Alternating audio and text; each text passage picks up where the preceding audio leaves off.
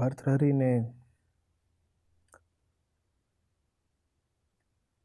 श्रृंगार शतकम श्लोक संख्या 54 में कहा है कि स्त्रियां प्रेम में उन्मत्त होकर जिस काम को करने लग जाती हैं, ब्रह्म भी उन्हें उस काम से नहीं हटा सकता।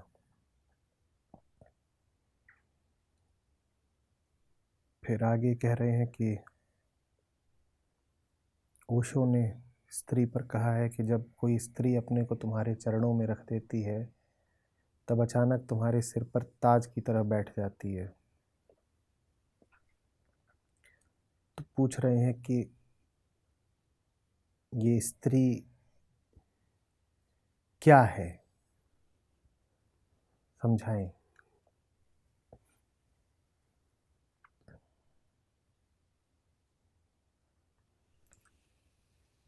कुछ विशेष नहीं।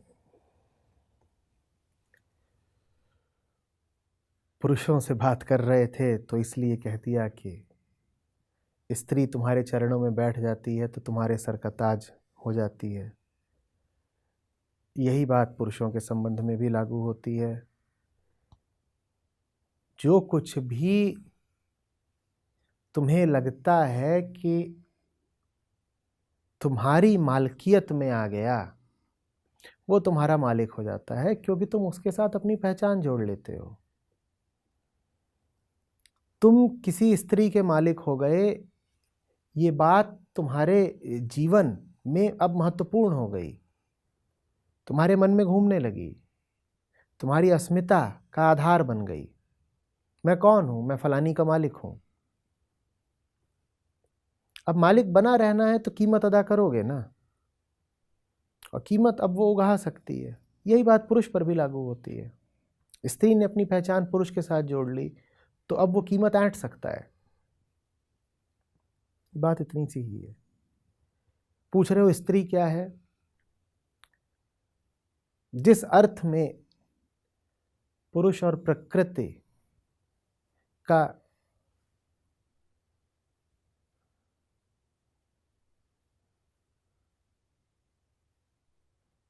निरूपण किया गया है,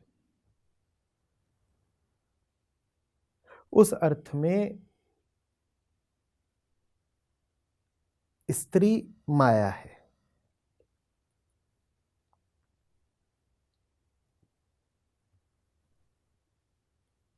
इसका अर्थ ये नहीं है कि जो दैहिक स्त्रियां हैं उन्हें माया कहा जा रहा है। कि आप किसी औरत को आता जाता देखें, उससे कहें ये माया है। संतों ने इतना समझाया कि कंचन कामिनी से डरना। और मुझे बहुत बार ये प्रश्न आए हैं कि क्या सब संत स्त्री विरोधी रहे हैं?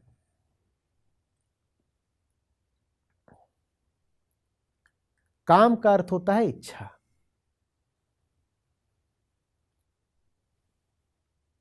जो कुछ भी तुम्हें अपनी इच्छा के फलस्वरूप आकर्षक लगे वो कामिनी है। स्त्री को यदि कुछ लुभा रहा है, मान लो कुछ भी, कोई घर कि ज्ञान कि सोना कि पुरुष, गाड़ी, कुछ भी है जो स्त्री को लुभा रहा है, तो स्त्री के लिए वो गाड़ी कामिनी है। कोई गाड़ी है, कोई कार जो किसी स्त्री को आकर्षित कर रही है,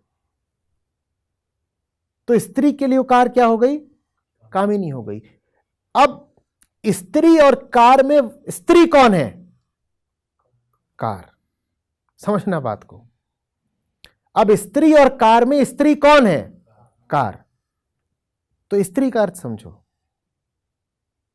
जो कुछ भी तुम्हें कामना के कारण आकर्षक लगे उसे स्त्री जानना। तो स्त्री को अगर पुरुष कामना के कारण आकर्षक लग रहा है तो पुरुष क्या है? स्त्री। तो इस अर्थ में संतों ने स्त्री शब्द का इस्तेमाल किया है। तुम पूछ सकते हो तो जो कामना के कारण आकर्षक लग रहा है उसको पुरुष क्यों नहीं बोल दिया? इसलिए नहीं बोल दिया क्योंकि ऐसी गोष्ठियों में, ऐसे सत्संगों में अधिकांश जो जनता बैठती थी वो पुरुषों की होती थी। और चूंकि ये जो दैहिक पुरुष होता है, इसका एक मजबूत तीव्र आकर्षण होता ही है स्त्री की ओर।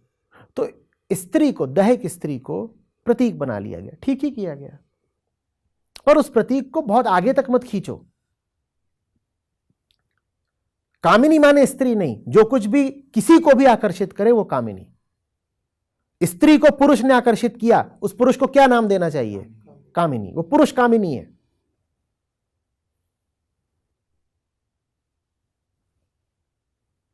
पुरुष को पुरुष ने आकर्षित कर लिया, वो पुरुष कौन है? वो कामिनी है। तुम्हारे काम के कारण जो तुम्हें भला लगा, आकर्षक लगा, प्यारा लगा, उसका नाम कामिनी।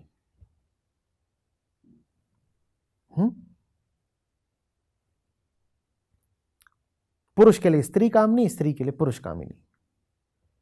और संतों ने कहा कंचन कामिनी से बचना।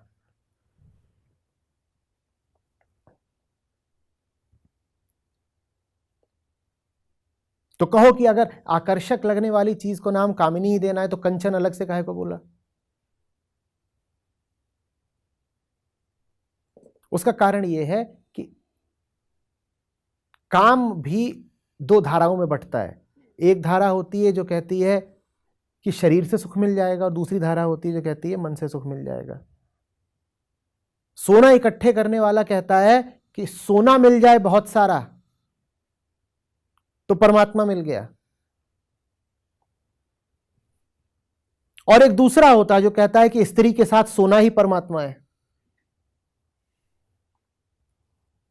तो इसलिए कंचन और कामिनी दोनों का नाम अलग अलग लिया गया। एक दैहिक सुख में परमात्मा खोज रहा है और एक मानसिक सुख में परमात्मा खोज रहा है। सोना तुम्हें कोई दैहिक सुख तो देता नहीं, सोना तो बस मानसिक सुरक्षा की भावना देता है। मानसिक सुरक्षा, मानसिक श्रेष्ठता, मैं सोना जमा किए हूं, मैं श्रेष्ठ हूं और मैं सुरक्षित हूं।